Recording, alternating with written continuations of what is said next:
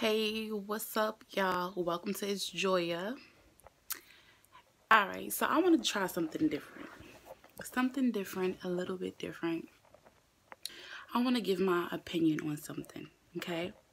Now, I see for the last 2 days, I've been, on YouTube, and I see a lot of people talking about this Jasmine Eiland situation. And I really just want to shed some light on this situation. And I hope, how's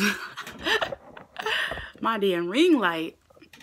And I hope that, we as women, we can take these lessons in consideration. Okay? So it said that Jasmine Eiland was sexually assaulted. First it said rape. Alright, so let's say rape. Okay? Inside of a Atlanta nightclub.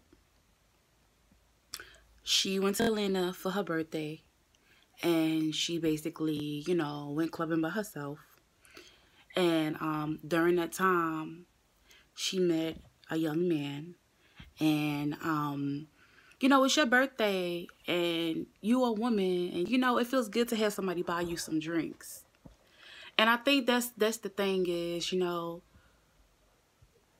we always, as women, we always say, when I go to the club, he better buy me a drink if he want to talk to me, and so, long story short, he brought her 2 drinks, and, he slipped the pill in her drink, and, you can see the videos, and I'm not going to insert any videos. Why? Number one, because that's like a copy issue, my videos can be taken down, if I insert, different videos, and I have no... And if I don't have the OG though, basically. But, yeah, so he slipped her a pill inside of the, drink that she was drinking. And it caused her to basically lose consciousness. A date rape drug. That's what they call it. Now you can see, and you can go follow her page. It's Jasmine Eiland. You can see the cup that she's holding, the pill is in there. To me, it looks like a Skittle, about the size of a Skittle.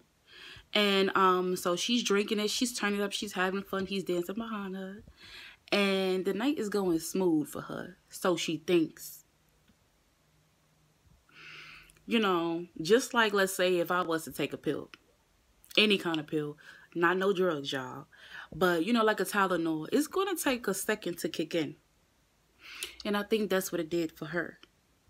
So during that time, she started to lose consciousness, and he took advantage. You can see in the video, him groping her, kissing on her neck. And at a time, she probably did allow it. She didn't know this man, but we're not going to judge her right now because she's the victim. So you see him groping her, kissing on her neck, and talking and asking her questions. Who you here with? Where you from? And, we as women, sometimes we got to put on the front, too. You don't tell everybody, everything about you. You never let a person know that you alone, I think that was one of the red flags, She let him know that she was by herself. Then, so she began to lose consciousness. Barely could stand up. But somehow she was able to still stay on Facebook Live. And I'm just stating my opinion, not what anybody's telling me, not what I'm reading off social media. I'm going to tell you what I read on social media, what happened, but I'm still going to state my opinion, okay? But, so as she began to, lean over again and lose consciousness, you see the dude, like, groping her breasts. It kind of looks like he is holding her up, but then, like, her breast is out, and you hear her say, no, somebody help me, stop, please. And it's not like she said it one time, it was multiple times. Regardless, males, if you meet a woman, and even if she consented to having sex that night, if she is not 100% conscious, do not put yourself in a situation. And I think, we as African Americans, history repeats itself, and we should learn, you know, through other people's mistakes. So with him, where he messed up at, even if she consented to whatever it is, he messed up because she wasn't conscious. You took advantage of that girl. So you took advantage of her, and then she said no. And what made it worse is it's on Facebook Live. Now, it was thousands and thousands of viewers that's viewing as this is happening. You raped her in the club. What they do to that? Tell me, what they do to that? And the sad part about it is that in 2019, relationships is hard to come by. Why? Because there's plenty and plenty and plenty of females just giving it up. I'm pretty sure he could have found about 5 more females in the club to give it up. He didn't even have to know their name. Trust me, there's always somebody out there that's willing, excuse my language, to fuck. But you took advantage of this girl. It don't matter what she had on. You thought she was easy. Obviously, she wasn't. Because even with the pill in her system, she still had the consciousness to tell you, no, stop. But you kept going. Okay? So, that's what happened, you know. It's a whole bunch of everything. The case is under investigation, and, you know, the guy speaking out, he's saying that basically she lost consciousness and he was just helping her. He said we were helping her. Who is we? That's my first question. Who is we? Because she said she didn't come with anybody else but herself. So who is we? Number 2, what the fuck was in her drink? Tell me. What was in her drink? Okay? And then on top of that, like, I don't give a fuck. If you was helping her up, how come it's not on footage of you dragging her to the chair to sit down if she's passing out? Why nobody help?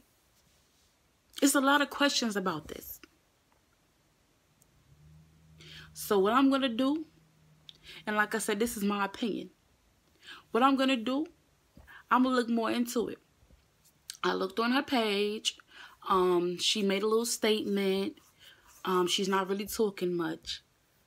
I mean, of course, I'm surprised she even on social media after this incident happened. I would have been hiding. I would have deactivated my page, you know? But on the social media page, she said that she was not raped. She was sexually assaulted because skin wasn't broken and she was not penetrated. 1. Okay? 2. Yes, my hands is ashy in between, but whatever. She is married or was married or is going through a divorce or whatever it is. And her ex-husband had spoke out. First, he said that she was lying. He said, man, fuck that bitch, she's lying. She doing it for clout. It's 2019. 9 out of 10 people get famous nowadays for clout. Think about it. Not saying she lying at all, but I'm just stating my point about clout. Then he came back and said she was sexually assaulted. He was upset at her that basically they weren't seeing eye to eye. So, you know, he just put it out there that she was lying. Silly of him. No matter what, always, always, always defend your female. You take up for your female. That's his wife. That's his ex-wife. It don't matter. She meant more to him than a gum on the bottom of his shoe. And for the second time, he failed her. The first time he failed her was when he didn't go with her. He didn't go with her to Atlanta. Maybe if he would have went with her, this would have never had happened. Think about it.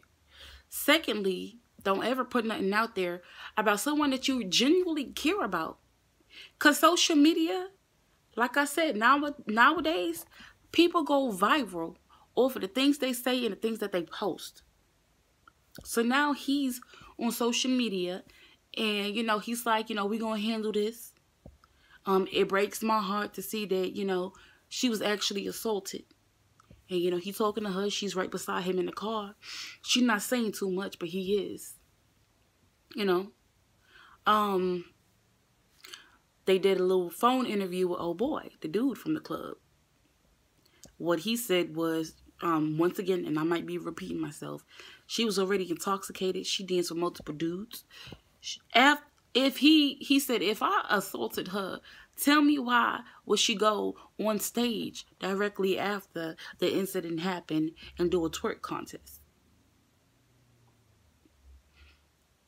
It don't matter if she had underwears on or no underwears on. But my other question is, what's up with the twerk contest? She could do anything she wants to. But I know, knock on wood, if I was ever sexually assaulted in a club or anywhere else, I'm not taking my ass to go twerk. I'm about to take my ass to the security guard. I'm about to call 911. I'm waiting till the feds come. I'm about to go get a rape kit done at the hospital. And I'm going to take this shit to trial. That's what I'm going to do. But you know, everybody got different morals. So, once again, not judging her.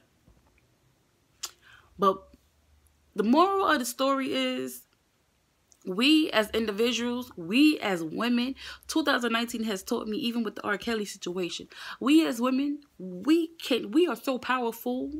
If we just be more aware and stronger, these men cannot overpower us. We let them. And it's a mind thing. And bad enough, we was born as females. And they degrade us. They look down on us. They say, oh, we can't. A woman can't work in this field. A woman can't do that. But we beat the odds every day. As single mothers raising these kids. Going through life. Majority of women nowadays, they're coming out with me too. I never seen so many women that have the same story to tell. I was sexually assaulted when I was younger. By a family member. By a next door neighbor. By someone that's close to you.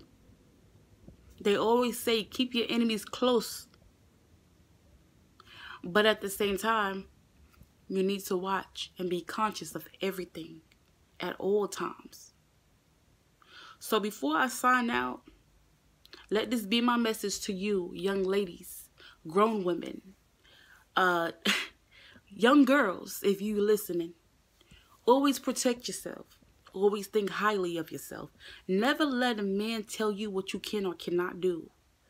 Never find your strength in a man.